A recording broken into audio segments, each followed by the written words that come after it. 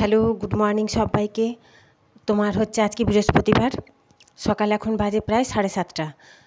বাসি কাজকর্ম সমস্ত হয়ে গেছে, কাচা ধোয়াও হয়ে গেছে, তোমাদের সাথে শেয়ার করছি। দাঁড়াও, তো কে কেমন আছো তোমরা জানিও। আমি ভালো আছি। আমি আশা করছি তোমরা যে যেখান থেকে আমার এই ব্লগটা দেখছো সবাই ভালো এবং সুস্থ আছো।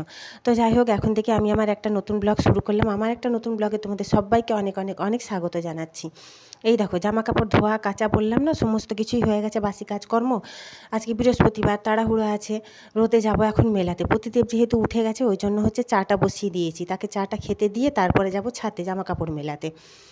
এগুলো মোছামুছি সমস্ত হয়ে গেছে, চাটা নামিয়ে নিই। দাঁড়াও, আমি খাবো পরে। কেন বলো তো, জামা কাপড়গুলো আগে মেলে আসি, তারপর তো বাতাসে আর্দ্রতার শেষ নেই, ঘর দুয়ার মুছলে শুকোচ্ছে না, জামা কাপড় যতই সকালে কাচো শুকোচ্ছে না। সেটার জন্য নয়, বৃহস্পতিবার তাড়াহুড়ো আছে, সকাল থেকে বসে থাকবো। এই মাটিটা কালকে নিয়ে এসেছিলাম, ওই যে কালকের ব্লগে বলেছিলাম, বাবার বাড়ি থেকে। তো এই যে ছাদে চলে এসেছি, দেখো, জামা কাপড় মেলাতে। এই দেখো, দেখেছো গাছগুলো আমার কেমন হয়ে আছে। এই গাছগুলো আজকে না মাটি দেবো ভাবছি, দেখি কতটা কি করতে পারবো জানি না। আজকে তো বৃহস্পতিবার, বললাম না, তাড়া আছে, কারণ স্নান পুজো করতে আমার 2 ঘন্টা লেগে যায়।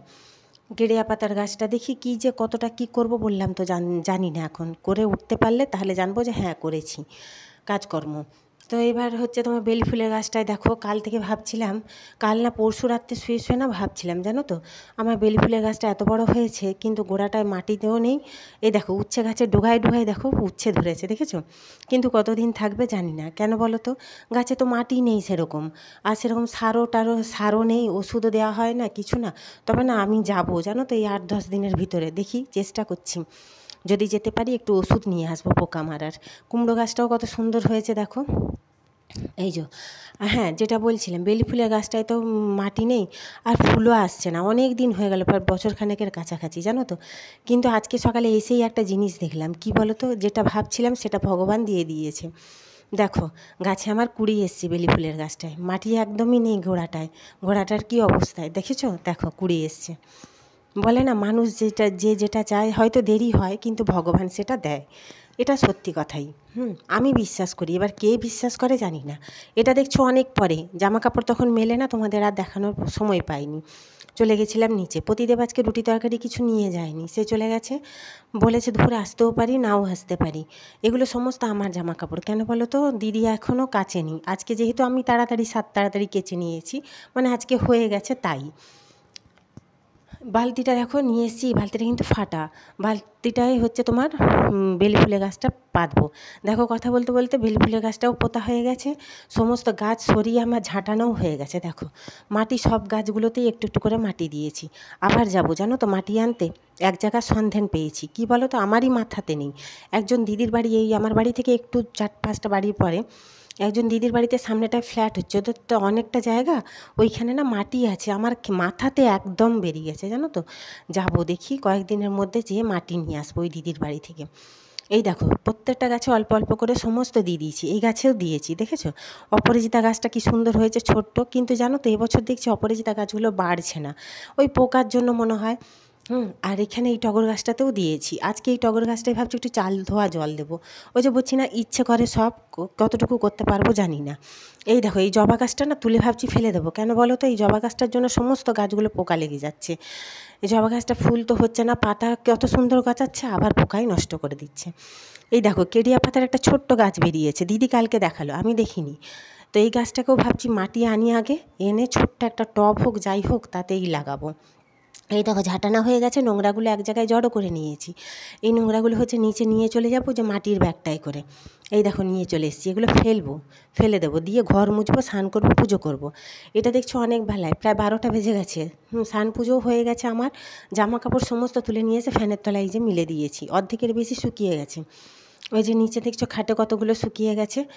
এই সিলিন্ডারটা সকাল থেকে দেখছি শঁ শঁ আওয়াজ হচ্ছে, জানো তো। আমার মনে হয় কিছু একটু ঢিলাফিলা হয়ে গেছে। ভদ্রলোক যে শাড়ি দিয়ে যায় তাকে ফোন করেছিলাম, সে আসবে বললো, কিন্তু সে আসতে আসতে আমার তর্স হইল না। আমি নিজেই চিপাচিপি করে ঠিক করলাম, দেখছি হ্যাঁ ঠিক হয়ে গেছে। ভদ্রলোক বেকার এসে করে ফিরে গেলেন, আমি ফোন করতে করতে উনি চলে এসেছেন, এসে ফিরে গেলেন, বললেন না আপনি তো ঠিক করে নিয়েছেন, কিছুই না, ঢিলা হয়ে গেছিলো আর কি একটু। তো যাই হোক, ভেবেছিলাম পুঁই শাকের চচ্চড়ি করবো, কিন্তু মেয়ে কি বললো জানো তো, প্রতিদেবকে তো রাত্রে পুঁই শাক দেবো না, সে এবেলা আসবে না। ফোন করলাম এক্ষুনি, বলছে না আমি এইবেলা যাবো না। তো মেয়েকে বললাম যে তাহলে কি করব বল। মেয়ে বললে এক কাজ কর মা, ভেন্ডি আলুর তরকারি করে দাও, আমিও খাবো বাবাও খাবে। ওরা বাবা মেয়ে ভেন্ডি আলুর তরকারিটা খেতে খুব ভালোবাসে। কিন্তু কি জানো তো, সর্ষে পোস্ত বাটা নেই ফ্রিজে, এখন বাটবো তবে করব। এই যে সর্ষে পোস্তটা নিয়ে চলে এসেছি, পোস্তটা পুরোটাই বাটবো আলাদা করে। কেন বলো তো, কালকে তো শুক্রবার, একটু বেটেই রেখে দেবো। এই যে উচ্ছেটা ভাজছি, তরকারি আমার হয়ে গেছে, উচ্ছেটা ভাজছি। মা মেয়ে আমরা খেলে না উচ্ছেটা হচ্ছে তোমার এরকম গোল গোল করেই ভেজে নিই। তাও দেখবেন আমার মেয়েকে 6-7টা পিস দেবো, তাও ফেলবে জানো তো, খেতে চায় না গো কোনো জিনিসটাই। তো যাই হোক, এখন হচ্ছে গুড ইভিনিং সবাইকে। কেন বলো তো, এখন সন্ধ্যে 7টা বাজে, অনেকক্ষণ পরে তোমাদের সামনে আবার এলাম। তো এখন আদা একটু কিসমিতে করছি। মেয়েকে বললাম একটু চা খাবি, বলছে দাও। মেয়ে হাসছে, বলছে তুমি একবার বলো চা খেতে না, চা ছেড়ে দিলাম, আবার এখন বলছো চা খাবি।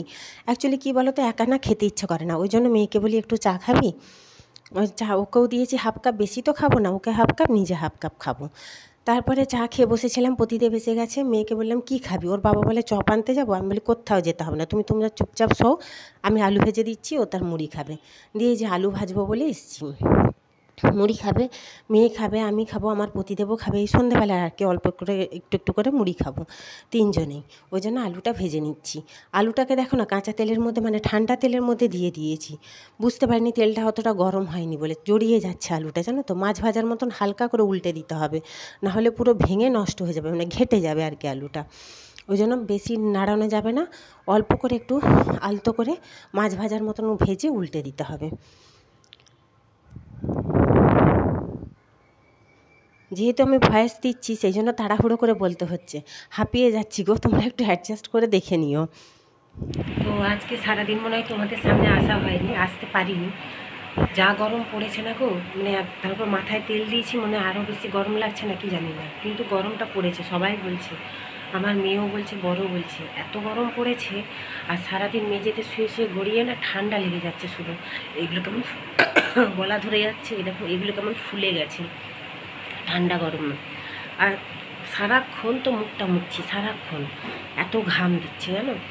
সারাদিনে 3-4টা নাইটি ছাড়ছি, কি করব, কিছু করার নেই, ঘেমে থাকতেও পারছি না, ওই নাইটি পরে থাকলে আরও বেশি ঠান্ডা লাগছে।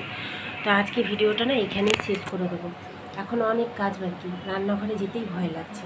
এবেলা রান্না সেরকম কিছু নেই, শুধু একটু আলু ভাজলাম, দেখলে মেয়ে মুড়ি খেলো, আর ও দুটো রুটি করে দেবে, একটু ছানা কাটি দেবো, হয়ে যাবে ওর।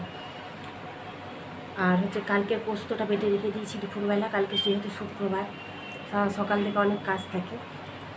তো হচ্ছে কী বলো তো, সকালে অত সব কাজ করেছি, ঘরের মধ্যে যেন কিছুতেই টিকতে পারছি না, বাইরে তবু হাওয়া দিচ্ছে, জানো কী যে হাওয়া দিচ্ছে, ও সে হাওয়া ঘরের মধ্যে ঢুকছে না, যেন জলীয় বাষ্প, ঘর মুছলে ঘর দোয়ার শুকাচ্ছে না, ঘর থেকে যেন আগুন বেরোচ্ছে এরকম। আমার ঘর এত গরম হয় না, কিন্তু আমার ঘরটায় যে আমি টিকতে পারছি না, এত গরম। কিন্তু বাইরে হাওয়া দিচ্ছে, ছাদে কম হাওয়া দিচ্ছে, ছাদে বিকেলের পর থাকা যায় না, কারণ ছাদটা হচ্ছে গরম হয়ে যায়, তো সারা দুপুর রোদ লেগে সকালবেলা থাকা যায় বেশ সুন্দর, আবার রাত হলে হয়তো ঠান্ডা হয়।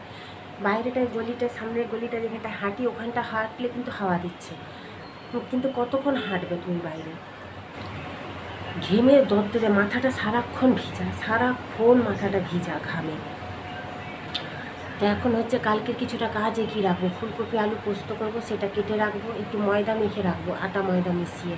কালকে সকালে পরোটা করে দেবো, প্রতিদিন খেয়ে ডিউটি যাবে, আর মেয়ে দুটো খেয়ে নেবে টিফিনে, আমি তো খাবো না, ছেড়ে দাও, কাল শুক্রবার। কিছুটা কাজ এগিয়ে রাখি। তো আজকের ভিডিওটা কেমন লাগলো তোমরা জানিও। আর গরমে তো সবারই মনে হয় নিশ্চয়ই খুবই শরীর মানে অস্বস্তি করছে আর কি, যারা বয়স্ক মানুষ তাদের তো আরও বেশি কষ্ট হয়, তো যারা মানে অসুস্থ তাদেরও কষ্ট ভীষণ। সবাই ভালো থাকবে এটাই চাই, যা গরম পড়েছে ভগবান যে কবে একটু রেহাই দেবে জানি না, দুদিন প্রচণ্ড গরম পড়েছে। তো আজকের ভিডিওটা এই পর্যন্তই, এখানেই শেষ করে দেবো আজকের ভিডিওটা। সবাই ভালো থেকো, সুস্থ থেকো, কেমন লাগলো তোমরা জানিও, একটা লাইক যদি ভালো লেগে থাকে একটা লাইক করে দিও। টাটা, গুড নাইট জানাচ্ছি সবাইকে।